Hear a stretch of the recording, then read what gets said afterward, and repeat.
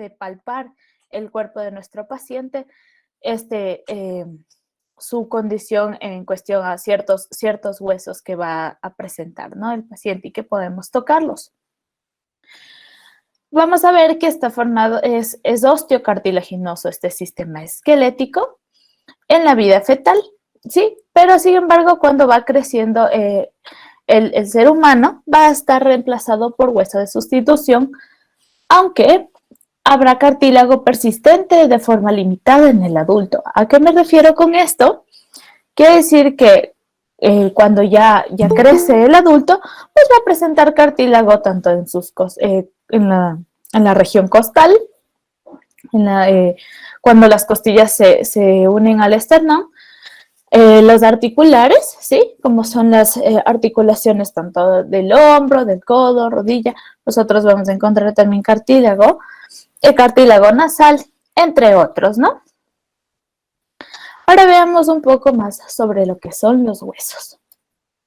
Los huesos son piezas duras, resistentes y nos ayudan como sostén a los músculos que nos rodean, que rodean el cuerpo humano, ¿sí? Para formar lo que es el aparato locomotor, ¿sí? Eso quiere decir que pues nosotros lo podemos mover. Pueden ser tanto elementos protectores como el cráneo, ¿sí? La caja del cráneo, la caja torácica o las órbitas que van a estar protegiendo órganos dentro de, en el interior. Y también pueden ser elementos articulares, ¿sí? Por ejemplo, las articulaciones móviles, en donde los huesos están unidos entre sí por cápsulas, ligamentos y músculos, ¿sí? Y que permiten pues el movimiento de nuestras extremidades. Ahora vamos a ver cómo el esqueleto se divide, ¿no? Vamos a encontrar que el esqueleto va a estar dividido en el esqueleto apendicular, ¿sí? Y el esqueleto axial. ¿Qué conforman estos dos esqueletos? El esqueleto axial, está conformado por lo que es el cráneo, la cara, la columna vertebral, las costillas, el esternón, ¿sí? Y el esqueleto apendicular va a estar formado por lo que es la cintura escapular, húmero, cúbito y radio, y mano en lo que es miembro superior, y miembro inferior, cintura pélvica, fémur, tibia, peroné y pie, ¿sí? Eso quiere decir que el esqueleto que nosotros vamos a encontrar en nuestro eje, en nuestro axis, va a ser el esqueleto axial, y el que está, como su nombre dice, en forma de apéndice apendicular, serán las extremidades, ¿no? Ahora vamos con el esqueleto axial. Vamos a encontrar que es un conjunto cráneo vertebral, ese es su otro nombre, y se presenta en su interior una cavidad en donde se va a alojar el sistema nervioso, ¿sí? En la parte mediana de la columna vamos a encontrar que se extiende hacia los lados lo que son las costillas, ¿sí? Que serán 12 a cada lado y son arcos óseos, ¿no? Que nos van a ayudar a formar lo que es la caja torácica, ¿sí? Entonces, veamos un poco más a fondo este conjunto de huesos. Vamos a encontrar, este es el conocido neurocráneo. ¿Por qué neurocráneo? Porque va a formar parte de lo que es la cavidad que va a proteger tanto a nuestro cerebro como la parte superior de nuestro bulbo, cerebelo. Entonces, como tiene relación con el sistema nervioso, se le llamará neurocráneo e irá desde aquí, miren, ¿sí? Vamos a tratar de marcarlo, ¿sí?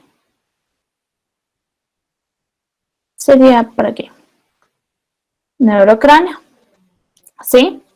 Está conformado con huesos como el frontal, el parietal, el temporal, el occipital, el esfenoides y el etmoides, ¿sí? Aquí también puedo verlo. Voy a tener el frontal, esfenoides, etmoides, el temporal, el occipital. Aquí no podemos ver el parietal muy bien, pero sería esta pequeña porción de aquí que ha sido cortada. ¿Sí? Esos van a formar el neurocráneo. Y también voy a encontrar lo que se llama viscerocráneo, ¿sí? Su nombre viene de lo que aloja a las vísceras que van a ser parte pues, de nuestra cara. Tenemos maxilar, el mandibular, el maxilar, mandibular, cigomáticos, nasales, vómer, lacrimales, etcétera, ¿no? Una infinidad de huesos que vamos a encontrar solo en la parte de la cara, ¿sí? Entonces, este se va a llamar viscerocráneo, que son dos cosas muy diferentes y nos ayuda como que a dividir en partes lo que es nuestro cráneo en sí. Ahora vamos a ver un poco sobre el tórax. Como les había dicho, pues va a estar formando parte también, parte de este van a estar conformados por las vértebras, la columna vertebral, la caja torácica o las costillas, ¿sí? El esternón, y aquí están los cartílagos de los que les había hablado antes, ¿no? Que se están comunicando entre las costillas y el esternón. Ahora nosotros tenemos pues nuestra primera costilla que va a ser muy particular en relación a las otras, pero nosotros vamos a presentar tanto costillas, podemos decirlo, reales, falsas y flotantes. ¿A qué me refiero con esto? Pues ustedes pueden ver, miren, en estas costillas nosotros tenemos que tiene su propio cartílago para unirse con el esternón, ¿sí? Pero de ahí más abajo vamos a encontrar cómo hay otras costillas que ya no tienen su propio cartílago para unirse, sino que vienen con su cartílago y su cartílago se fusiona y de ahí el cartílago desde el que se fusionado se une al esternón. Estas van a llamarse costillas falsas. Y las flotantes son las dos últimas de aquí. Aquí podemos ver las pequeñas, ¿sí? Las costillas onceava y doceava, que no van a tener cartílago y van a estar, como su término lo indica, flotantes, ¿sí? No van a tener una porción articular en su parte anterior. Ahora vamos a ver un poco sobre la cintura escapular. La cintura escapular está formada por la escápula y la clavícula, ¿sí? Esta es mi escápula omóplato, esta es mi clavícula, ¿sí? Y su función principal es unir a los miembros superiores del tórax, ¿sí? Aquí ya empieza mi miembro superior, como ustedes pueden ver. ¿Sí? Entonces van a formar una cavidad articular aquí, en donde se va a alojar mi primer hueso que va a dar origen pues, a mi miembro superior. La cintura pélvica es muy similar, ¿sí? En cuestión a su función, la de unir o permitir la conexión de los miembros inferiores hacia el cuerpo, ¿no? Va a estar formada por lo que es el extremo inferior de la columna vertebral, ¿sí? Que es básicamente mi hueso sacro, y los coxales, por supuesto, ¿sí? Sí, cintura pélvica porque tienen relación a la pelvis, por supuesto, y por aquí mis huesos coxales tendrán la cavidad articular en donde se pues, articulará mi huesito del miembro inferior. Y van a formar también pues lo que es la cavidad pelviana, ¿sí? Hacia adentro, en donde vamos a tener pues todos nuestros músculos del diafragma pelviano. Ahora vamos a ver un poco sobre los miembros superior e inferior. Este es, como les había indicado, pues aquí ubicamos ya mi cintura escapular, pero voy a fijarme un poco más en este hueso de aquí, el húmero, ¿sí? Miremos cómo la cara articular tiene relación con, que es muy lisa, ¿no? Es muy lisa y tiene relación justo con la cavidad articular que está formada por la cintura escapular, ¿sí? Tiene mucho sentido si ustedes analizan que pues es algo que está en constante movimiento y por eso necesitamos una cara lisa, ¿sí? Y también voy a darme cuenta por aquí, voy a encontrar, miren, cómo se acopla con mi siguiente hueso del antebrazo, que será el cúbito o la ulna, como se le conoce en otros términos, cómo se aloja en la fosa olecraneana del húmero, ¿sí? Para formar lo que es la articulación del codo. Si ustedes se tocan sus codos, básicamente estarían topando el olecrano de su cúbito, ¿sí? Entonces yo así voy aprendiendo a ubicar también en el espacio a mi hueso, cavidad articular hacia la porción medial de mi cuerpo y fosa olecraneana de mi húmero hacia atrás, ¿sí? Ustedes tienen si ustedes se colocan en posición anatómica, su articulación del codo estaría hacia atrás. Entonces vamos ubicando y vamos sabiendo de qué lado es este hueso. Aquí tengo nuevamente una vista anterior y posterior de mi antebrazo. Voy a encontrar, miren, mi cúbito, ¿sí? Que es lo mismo que habíamos señalado acá. Y aquí voy a encontrar mi radio, ¿sí? Ustedes pueden ver que la cara articular de la epífisis superior o proximal de mi radio también es lisa, ¿sí? Esta parte de aquí va a permitir ese movimiento particular que uno tiene en el brazo de la pronación, porque permite al hueso rotar sobre el cúbito, ¿sí? Y obviamente voy a encontrar pues mis manos, que van a estar formadas tanto por el carpo, huesos del metacarpo, y las falanges, tanto proximales, medias y distales, ¿sí? Y también voy a encontrar en mi miembro inferior de igual manera. Como les dije, aquí está pues parte de mis causales. Y aquí también, miren, tengo una cavidad articular. Y mi fémur, en este caso, también tiene su porción lisa, digamos así, su cara articular de su epífisis proximal hacia la parte medial del cuerpo, ¿no? Justo que tiene que coincidir con la cavidad articular. Luego voy a ver cómo baja y presenta estos cóndilos en donde se va a apoyar sobre el hueso consiguiente, que será la tibia, ¿sí? Y hacia el frente tiene una cara un poco más lisa que va a permitir la articulación de la patela, que es el hueso de la rodilla. Miremos, nosotros sabemos la tibia es un hueso muy largo, pero también tiene una epífisis gruesa. Y aquí va a presentar una cara anterior lisa, subcutánea. Eso quiere decir que no va a presentar ningún músculo, ¿sí? Esa es la famosa canilla, cuando se golpean y saben decir que duele muy, muy, muy fuerte, es porque pues básicamente nuestro hueso está debajo, completamente debajo de la piel. Obviamente tendrá un poco de tejido adiposo en el medio, pero no va a tener músculos que protejan esta zona de aquí. Y hacia el extremo, o sea, hacia el lateral, vamos a encontrar lo que es el peroné o fíbula, también como se le conoce, ¿no? Hacia atrás, miren, yo ya empiezo a ver aquí mi talón, ¿no? Mi talón del pie. Yo ya puedo ir identificando de qué lado es este hueso, de igual manera. Si estoy diciendo que pues esta es la parte posterior, mi cara articular hacia el medio, mis cóndilos se ven en la parte posterior, cara articular con la patela hacia adelante. Y aquí voy a encontrar lo que son mis pies, ¿sí?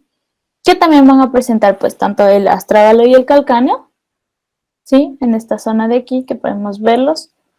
Y voy a encontrar los huesos del tarso, ¿sí? Son muy similares a estos, son huesos cortos, irregulares.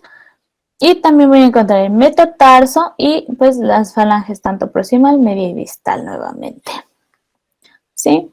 ¿De qué lado determinamos que eran estos huesos? Pues del lado derecho, ¿sí?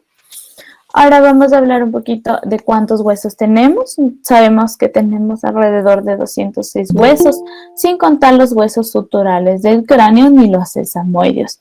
Pero ya vamos a ver cuáles son esos. Según su forma, se van a clasificar tanto en largos, miren, ¿sí? Vamos a ver que los huesos largos van a tener la predominancia en la longitud sobre el espesor y el ancho y van a constar de un cuerpo o diáfisis y de dos extremos o epífisis, ¿sí? Este sería mi cuerpo y esta sería mis epífisis. Y la unión de estas diáfisis con las epífisis se llaman metáfisis. Esta zona de aquí no es visible totalmente, pero es la que va a tener ese cartílago de crecimiento que va a permitir que el hueso crezca a la par, pues, de que nuestro ser humano vaya creciendo, ¿sí? Y este grupo de huesos generalmente corresponde a los dos primeros segmentos de los miembros superior e inferior. Vamos a tener también huesos cortos, ¿sí? En donde su volumen es restringido. Sus ejes son semejantes, pero van a tener una forma muy variable. Y por lo general es cuboidea, miren. ¿Sí? Me refiero a los huesos del carpo o los del tarso, por supuesto. Y voy a tener también huesos planos.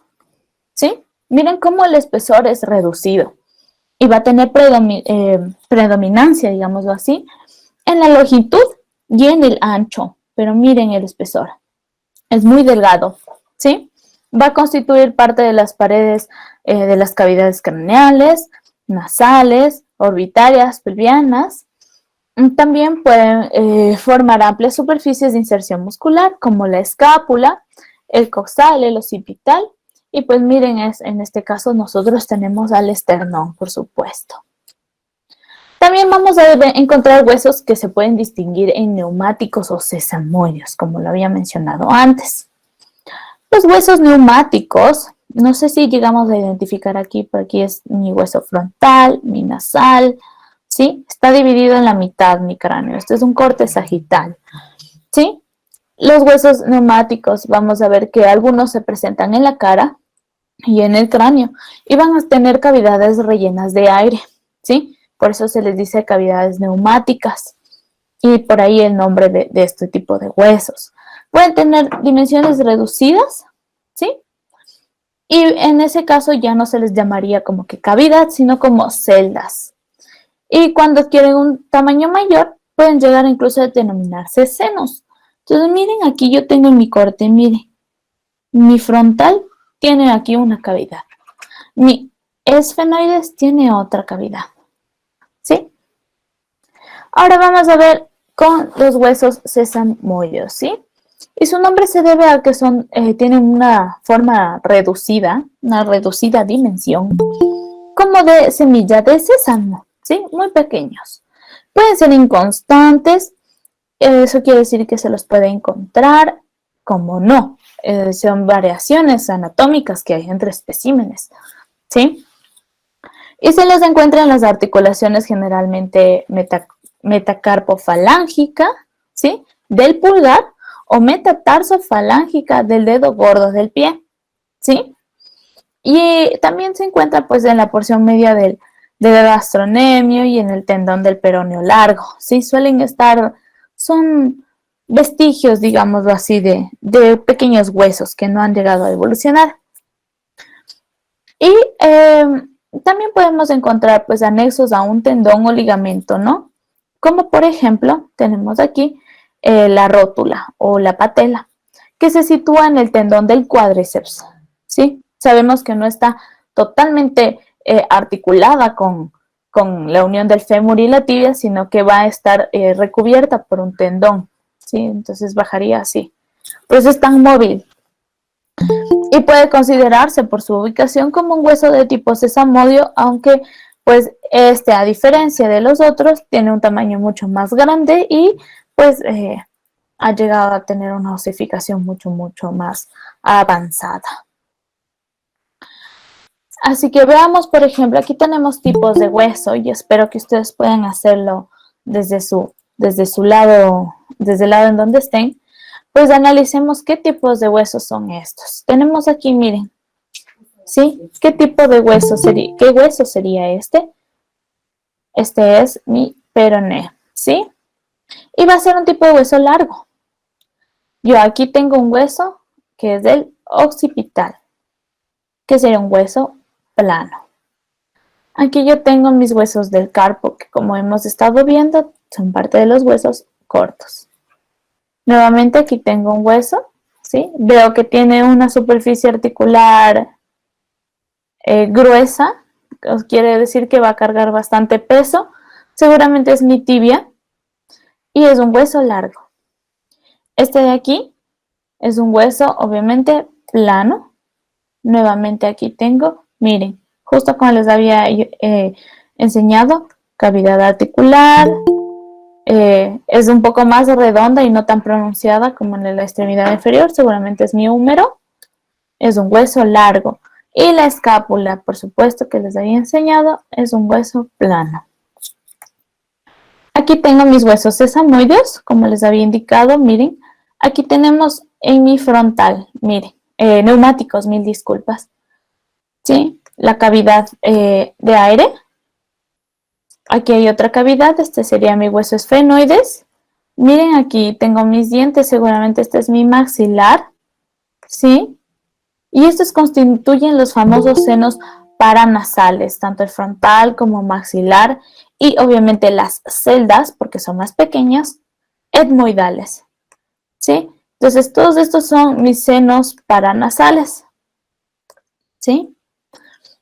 Y voy a encontrar también, pues como les indiqué aquí, tengo un seno en mis esfenoides, y voy a encontrar unas celdillas, son las celdas de aire, en la porción mastoidea del temporal, ¿sí? Se cree que la existencia de estas cavidades en estos huesos no solo colaboraría con, con lo que es producción de mucosidad en momentos de congestión, sino que también ayuda a alivianar los huesos del cráneo, ¿sí? Porque si uno siente, pues siente un cráneo, es relativamente pesado, ¿sí? Entonces se cree que su existencia es para aminorar la pesadez de estos huesos, ¿sí? Ya que, bueno, aunque sean senos paranasales y ayuden a producir mucosa en momentos inmunes, digámoslo así, que se requiera la mucosa, pues, por ejemplo, estos senos que son los que mayor congestión tienen, los maxilares se ubican así, digamos, aquí está la nariz, mil disculpas mis dibujos, y el canal de drenaje de estos senos es hacia arriba, ¿sí? Entonces es muy complicado y por eso tiende a la mucosa a anidarse aquí, causando lo que se llama sinusitis, ¿sí? Pero la evolución no es perfecta, más bien es rápida, así que de ahí la explicación de que por qué tendría su agujero de drenaje, digámoslo así, hacia arriba y no simplemente por acá abajo y sigue causando enfermedades. Entonces, esta es la razón, ¿no? Aquí están los huesos, como les dije, neumáticos, ¿sí? Frontal, maxilar, esfenoides, etmoides y porción mastoidea del temporal. Ahora miren los huesos sesamoideos, ¿sí? Miren, aquí están, son pequeñitos, casi imperceptibles, y yo aquí en este gráfico he puesto pues huesos de la mano, el metacarpo, y miren cómo les muestro aquí que en este dibujo, digámoslo así, yo presento dos, ¿verdad? Pero también les he adosado una radiografía en donde solo hay uno, ¿sí? Entonces estos huesos varían, pueden haber como pueden no haber, ¿sí? Son vestigios evolutivos y más bien no son perfectos. Ahora vamos a ver cómo identificar mi húmero derecho, ¿sí? Voy a ver que mis huesos van a presentar eminencias articulares, miren, como les había mostrado, ¿sí? Estas eminencias articulares son regulares, como la cabeza del húmero y los cóndilos del fémur que les había mostrado, ¿sí? Vamos a encontrar que tienen cavidades de recepción, por donde pues pueden pasar tanto tendones, arterias, venas, nervios, ¿sí? No sé si ustedes han llegado a caer en cuenta que a veces se golpean el codo en una parte en donde duele muchísimo y es el nervio que pasa por ahí. Sería, miren, por esta, déjenme arreglar el dibujo un poco, sería por esta zona de aquí, ¿sí? Entonces mi nervio pasa por aquí y pum, se lo golpean y duele un montón, ¿sí? Entonces vemos que presentan este tipo de cavidades de recepción, ¿sí? Otra cavidad que podemos encontrar aquí es mi fosa olecraniana, que va a recibir no a un músculo, no a un nervio, pero va a recibir al olecranon del cúbito, ¿no? Entonces ya vemos que este va hacia atrás. Ya vemos que mi hueso va medial hacia la cintura escapular, hacia la parte medial de mi cuerpo, ¿sí? Y obviamente va a tener, pues, lo que les había indicado, tanto las epífisis proximales, distales y diáfisis, ¿no? El cuerpo. Entonces, yo determino que este hueso es derecho. Aquí está la explicación. Miren, nosotros estamos viendo la parte posterior. Entonces, básicamente nos podemos, pues, ver, digámoslo así, en este gráfico, ¿no? Hacia el frente. Este es mi brazo derecho. Miren cómo coincide la cavidad articular hacia la cavidad de glenoide formada por la cintura escapular. Como aquí mi fosa olecraniana queda anidando pues al cúbito para la articulación del codo, ¿no? Y si mi cúbito está ahí alojado y yo prono mi brazo hacia el frente, eso quiere decir que mi hueso, el hueso radio, que es el que tiene que girar sobre el cúbito, va a estar lateral, ¿sí? Así voy identificando yo también cómo colocar mis huesos en el sistema, ¿no? Esquelético. Ahí está, como les había indicado. Y continuamos con el inicio, digamos así, del sistema articular para dar pues una apertura al tema de la siguiente clase. Voy a encontrar varios tipos de articulaciones y he decidido ponerlas como que en un cuadro sinóptico porque siempre es mucho más fácil tratar de entender un poco así. Voy a tener articulaciones sin artrosis, ¿sí? Sin movimiento, ¿sí? Anfiartrosis semimóviles y biartrosis completamente móviles. Vamos pensando para la siguiente semana qué tipo de articulaciones encajarían en cada tipo de, qué tipo de articulaciones de nuestro cuerpo encajarían en esta clasificación. También voy a tener otro tipo de articulaciones, ¿sí? Estas serán por su movimiento, estas serán por el tipo de articulación que son. Si son fibrosas, con tejido fibroso interpuesto, cartilaginosas, con cartílago interpuesto, o sinoviales, con líquido sinovial. Y por supuesto la cisarcosis, que no son una articulación verdadera, sino más bien músculos y espacios celulosos que se deslizan. Eso sería todo por la charla de hoy. Y pues estoy abierta a saber si ustedes tienen alguna pregunta, alguna inquietud.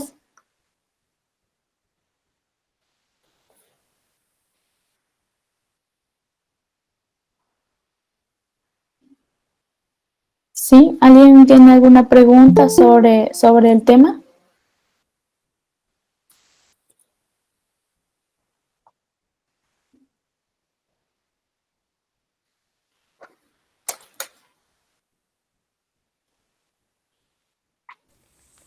En la sección de comentarios tenemos una pregunta, Dani. Te felicitan Ya lo por vi. tu explicación.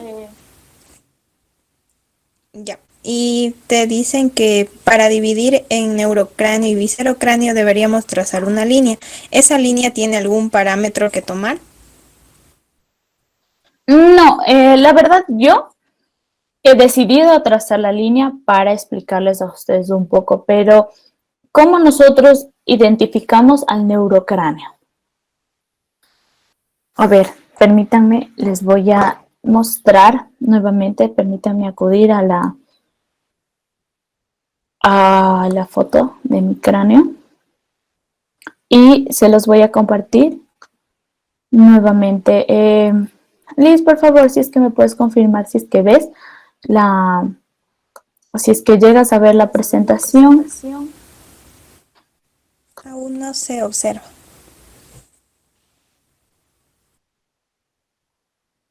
¿Me avisas, Ya por tenemos favor? la presentación en pantalla. Ya, perfecto. Entonces, ¿cómo yo identifico mi neurocráneo de mi viscerocráneo? Yo aquí, pongamos de tipo presentación mejor. Yo aquí voy a tener mi, mi bóveda craneana, digámoslo así. Y no sé si llegas a identificar que estos huesos se unen, aquí están mi etmoides, ¿no? Se unen y completamente dividen toda la bóveda craneana. Obviamente aquí vamos a tener el agujero magno del occipital, pero no sé si llegas a identificar, compañero que hiciste la pregunta, que esta zona está completamente cerrada y no tiene relación con los espacios que tenemos en la cara. ¿Sí? Entonces, si aquí tomas toda esta bóveda craneana y dices, a ver, ¿qué huesos tengo en relación? Frontal, etmoides, esfenoides, temporales, occipital y parietales. ¿Sí?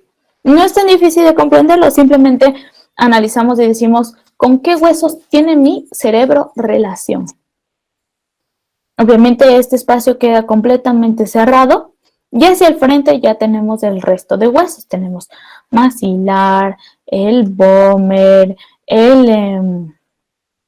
los nasales, los lacrimales, no sé, más el mandibular, todos esos huesos de ahí. Pero yo ya voy restando obviamente los que yo tengo aquí en relación a mi cráneo, a mi cerebro. Y así es como yo identifico, pues, cuál es neurocráneo y cuál es viscerocráneo, ¿sí?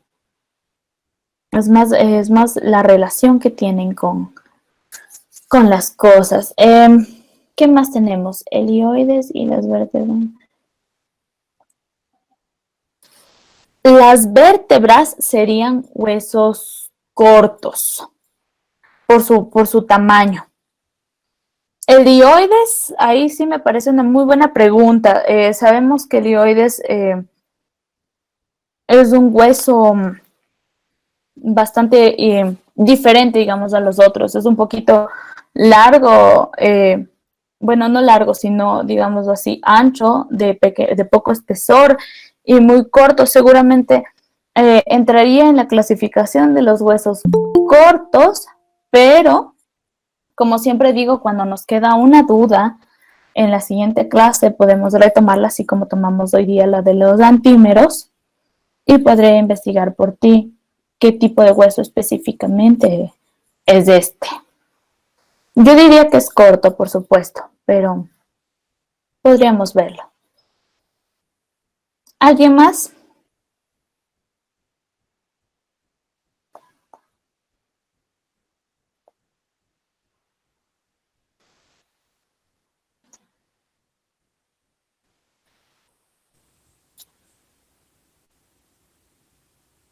Me parece que ya no ¿No? hay más preguntas Creo que ya. relacionadas al tema. Agradecemos la ponencia de Dani Velasco y agradecemos a todos su asistencia. Les recordamos que únicamente tienen que llenar el post-test que será subido dentro de unos minutos. Eso cuenta como su asistencia. Muchas gracias a todos por participar y los esperamos en nuestra siguiente charla la otra semana a la misma hora. Gracias.